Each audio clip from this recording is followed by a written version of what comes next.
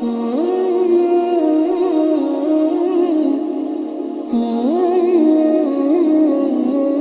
আলাইকুম ওয়া রাহমাতুল্লাহ। নাহমাদুহু ওয়া নুসাল্লি আলা রাসূলিহিল কারীম। আম্মা বা'দ। হযরত জাবের রাদিয়াল্লাহু তাআলা আনহু হতে বর্ণিত আছে, যখন সাদ ইবনে মুআয রাদিয়াল্লাহু তাআলা আনহুকে দাফন করা হলো, তখন হযরত রাসূল আকরাম সাল্লাল্লাহু আলাইহি ওয়াসাল্লাম অনেকক্ষণ পর্যন্ত তাসবিহ পাঠ করলেন। তার সঙ্গে সকলেই তাসবিহ পাঠ করতে থাকলেন।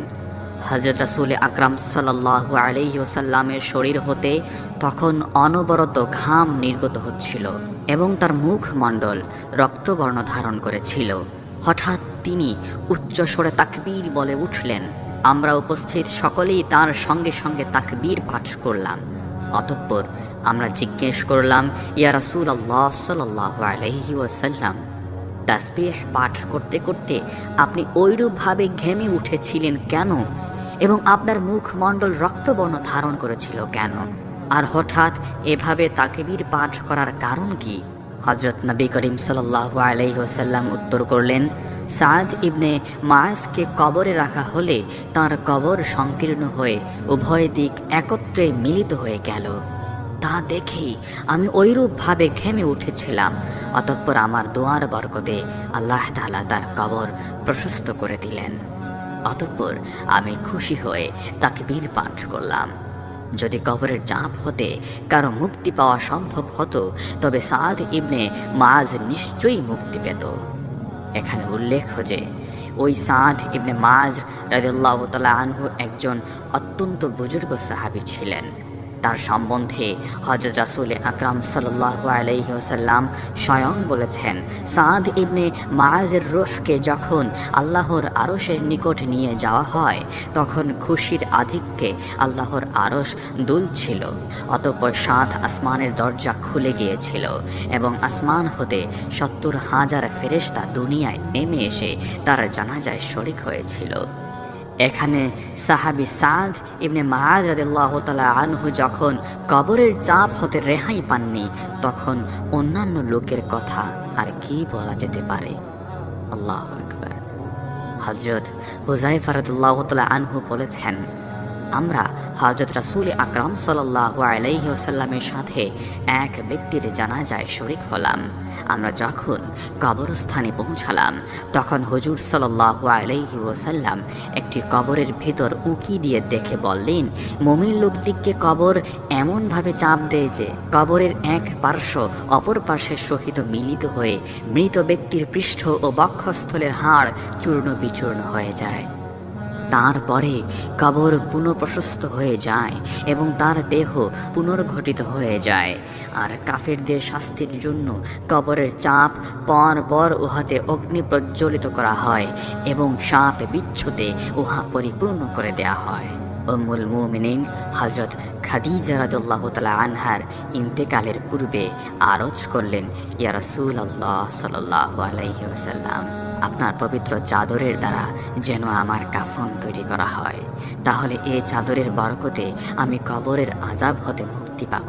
হযরত খাদিজাতুল কুবরা রাদিয়াল্লাহু তাআলা আনহার ইন্তেকালের পর তার ইচ্ছানুযায়ী রাসূলুল্লাহ সাল্লাল্লাহু আলাইহি ওয়াসাল্লামের পবিত্র চাদরের দ্বারাই তার কাফন দেয়া হলো। হযরত আনাস রাদিয়াল্লাহু তাআলা আনহু হতে বর্ণিত আছে, উম্মুল মুমিনিন হযরত আয়েশা সিদ্দিকা রাদিয়াল্লাহু তাআলা আনহা বলেছেন, ইয়া রাসূলুল্লাহ সাল্লাল্লাহু আলাইহি ওয়াসাল্লাম, যেদিন আপনি আমাকে কবরের চাপ ও মুনকার নাকিরের ভীষণ মূর্তি সম্বন্ধে ভয় প্রদর্শন করেছেন, সেদিন হতে আমার মনের সকল সুখ শান্তি একেবারে দূর হয়ে গিয়েছে। ওই চিন্তায় এখন আমার আর কিছুই ভালো লাগে না।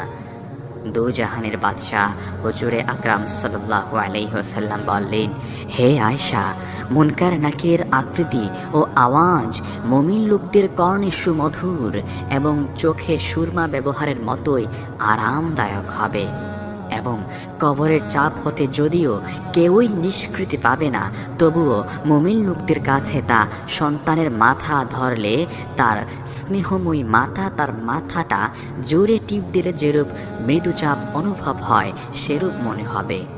কিন্তু পাপী লোকদের বেলায় এতই ভীষণ যে ও কষ্টকর হবে যে দুখানা ভারী পাথরের দ্বারা একটা ডিমকে যেমন করে পেষণ করা হয় আর বজ্রপাতের সময় যেরূপ শব্দ হয় কাফেরগণ মুনকার নাকিরের আওয়াজ সেই রূপ শুনতে পাবে।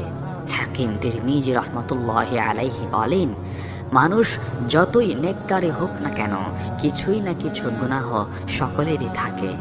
এই জন্য কবর তাহাদিগকে চাপ দিয়ে থাকে। কবরের এই চাপের দ্বারা তাদের সেই গুনাহর বদলা হয়ে যায়। গুনাহর পরিমাণ যত বেশি তার প্রতি কবরের চাপও তত বেশি হয়, এবং গুনাহর পরিমাণ যার যত কম তার প্রতি কবরের চাপও তত মৃদু হতে থাকে। শুধু পয়গাম্বরগণ ব্যতীত অন্য কেউই কবরের চাপ হতে নিষ্কৃতি পায় না। আবুল কাসেম সাঈদ রাদিয়াল্লাহু তাআলা আনহু বলেছেন, কবরের চাপ হতে কেউই সম্পূর্ণরূপে নিষ্কৃতি পায় না, তবে কাফেরদের জন্য তা এত ভয়াবহ যে তাদের হাড় চূর্ণ বিচূর্ণ হয়ে যায়। আর মুমিনগণের বেলায় সামান্য কিছুক্ষণের জন্য একত্রে মিলিত হয়ে আল্লাহ রাব্বুল আলামিনের হুকুমই কবর আবার প্রশস্ত হয়ে যায়। হযরত আদা রাদিয়াল্লাহু তাআলা আনহু হতে বর্ণিত আছে যে রাসূল আকরাম সাল্লাল্লাহু আলাইহি ওয়াসাল্লাম বলেছেন, যখন মৃত ব্যক্তিকে কবরে রাখা হয় তখন সর্বপ্রথমে যে বস্তুটি তার নিকটে এসে উপস্থিত হয় তা হলো তার আমল। মৃত ব্যক্তির নেক আমল একজন অতি সুন্দর ফেরেশতার আকৃতিতে তার নিকটে এসে তার হাঁটুতে নাড়াচাড়া দিয়ে বলে, আমি তোমার নেক আমল। তুমি তোমার সন্তান সন্ততি আত্মীয় স্বজন বন্ধু বান্ধব সব পরিত্যাগ করে এসে এখানে সম্পূর্ণ একাকী বসবাস করছো। এখানে তোমার কোনো সঙ্গী নেই, সেজন্য আমি এখানে তোমার সঙ্গী হয়ে আছি। মৃত ব্যক্তি তাকে দেখে খুশি হয়ে বলে, হায় রে আফসোস, দুনিয়ায় আমি যদি সকলের পরিবর্তে শুধু তোমাকে বেশি করে ভালোবাসতাম তবে আজ আমার সৌভাগ্যের সীমা থাকতো না। পক্ষান্তরে প্রত্যেক পাপী লোকের বদ আমল এমন ভীষণ কদাকার ও কুৎসিত আকৃতি ধারণ করে তার সম্মুখে উপস্থিত হবে যে সে তাকে দেখে ভয়ে থর থর করে কাঁপতে কাঁপতে জিজ্ঞেস করবে, কে তুমি? তোমার মতো ভয়ানক চেহারার কাউকেও আমি জীবনে দেখিনি, আমার সামনে থেকে দূর হয়ে যাও। সে তখন উত্তর করবে, আমি তোমার সাথে অবস্থান করব, আমি তোমার বদ আমল অবশেষে তোমার সঙ্গে উঠে হাসরের মাঠেও যাব। আল্লাহু আকবার। তো বন্ধুরা, আল্লাহ তাআলা যেন আমাকে এবং আপনাদের সবাইকে কবরের এই চাপ থেকে, কবরের আযাব থেকে যেন আল্লাহ তাআলা আমাদের মুক্তি দান করেন। আল্লাহ তাআলা যেন আমাদের তৌফিক দান করেন নেক আমল জোগাড় করার জন্য।